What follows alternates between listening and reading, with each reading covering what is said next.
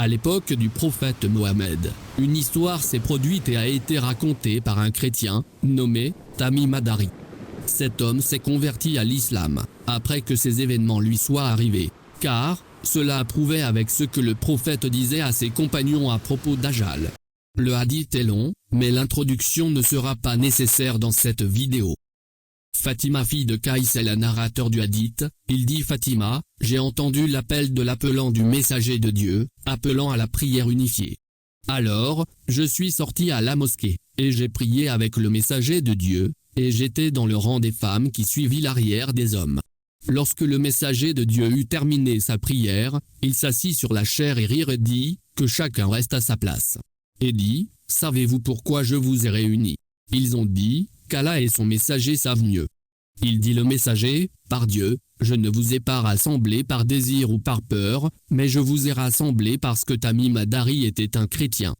Alors, il est venu à prêter allégeance, et s'est converti à l'islam, et il m'a dit quelque chose qui concordait avec ce que je vous disais à propos de l'Antéchrist. Il m'a dit qu'il était monté à bord d'un navire avec 30 hommes, de l'Akm et Judam. Les vagues ont donc joué avec eux pendant un mois dans la mer. Puis, ils ont été ancrés sur une île dans la mer, jusqu'au coucher du soleil. Puis, ils s'assirent donc près du navire et entrèrent dans l'île. Mais ils furent accueillis par un animal poilu, sans connaître l'avant et l'arrière de lui, en raison de l'abondance de poils. Ils dirent, malheur à toi, qu'est-ce que tu es? Elle répondit, je suis Al-Jassasa. Ils dirent, c'est quoi Al-Jassasa? Et elle dit, aux gens, allez voir cet homme au monastère, car il a hâte de vous le dire. Il dit, lorsqu'elle nous a nommé un homme, nous avons été séparés d'elle, parce qu'elle était peut-être un diable. Nous partîmes donc rapidement jusqu'à entrer dans le monastère, et nous vîmes à l'intérieur l'être humain le plus grand, et le plus contraint que nous ayons jamais vu. Ses mains sont jointes à son cou, entre ses genoux, et ses chevilles avec du fer. Nous avons dit, malheur à toi, qu'est-ce que tu es? Il dit, vous me connaîtrez bientôt. Mais dis-moi qui êtes-vous? Nous avons dit, nous sommes des gens d'Arabie, et nous sommes embarqués sur un bateau, mais les vagues de la mer nous poussaient depuis un mois, et elles nous ont rapprochés de cette île. Donc, nous sommes montés dans les bateaux latéraux, et sommes entrés sur cette île ici. Une bête nous a accueillis, avec des cheveux très épais, et à cause de l'épaisseur de ses cheveux, son visage ne pouvait pas être distingué de son dos. Nous avons dit, malheur à toi, qui es-tu? Il dit, je suis Al-Jassasa. Nous avons dit, c'est quoi Al-Jassasa? Il dit, allez voir cette personne dans le monastère, car elle attend avec impatience que vous sachiez qui vous êtes. Nous sommes donc venus vers toi en toute hâte, craignant que ce ne soit un diable. La personne enchaînée dit, parlez-moi des palmiers dattiers de Beit Shean. Nous avons dit, sur quelle des informations tu recherches? La personne dit, je vous demande si ces arbres portent des fruits ou pas. Nous avons dit, oui. Il dit alors, mais il est sur le point de ne porter aucun fruit. La personne dit encore, dites-moi sur le lac de Tibériade. Nous avons dit, sur quoi? Il dit, y a-t-il de l'eau dedans? Ils ont dit, il y a de l'eau en abondance dedans. Il dit, son eau est sur le point de disparaître. La personne il dit, parlez-moi de la source de Zugar. Nous avons dit, à propos de quoi tu demandes? Il dit, y a-t-il de l'eau, et les habitants cultivent-ils avec l'eau de la source? Nous lui avons dit, oui, il y a beaucoup d'eau, et ses habitants cultivent grâce à son eau.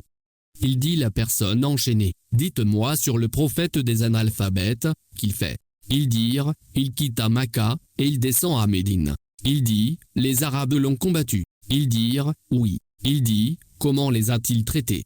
Ils dirent, nous l'avons informé qu'il avait vaincu ceux de son quartier, et qu'ils s'étaient soumis à lui. Alors, il nous dit, est-ce réellement arrivé? Nous avons dit, oui.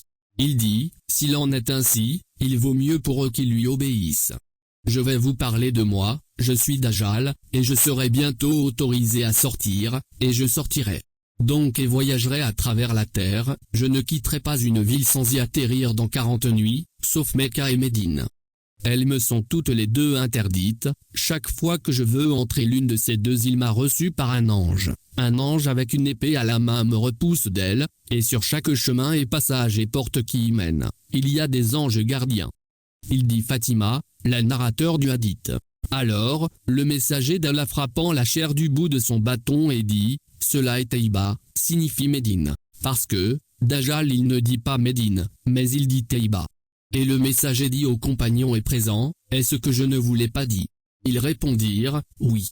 Il dit le prophète, j'ai aimé le hadith de Tamim, car il était d'accord avec ce dont je vous parlais, et aussi à propos Médine et Makkah. Il est dans la mer de Syria, ou la mer du Yémen. Non, mais du côté de l'Orient. Ce n'est pas du côté de l'Orient, ce n'est pas du côté de l'Orient, et pointa sa main vers l'Orient. Fatima la narrateur du hadith dit, j'ai donc appris cela du messager de Dieu. Et le hadith dans Sahih Muslim. Ce qui signifie que le hadith du prophète est vrai. Le hadith contient les signes indiquant l'approche de sa sortie. Dans ce hadith, l'Antéchrist conseillait également aux gens de suivre la religion du messager Mohammed. Et comme je l'ai mentionné dans la partie précédente, l'incident survenu avec Ibn Sayyad et Ibn Omar. Hafsa, la sœur d'Ibn Omar, lui rapporta le hadith du messager, qui dit, il ressortira en colère et irrité. L'Antéchrist est maintenant sur une île inconnue, et il sera libéré de ses chaînes à cause de sa colère.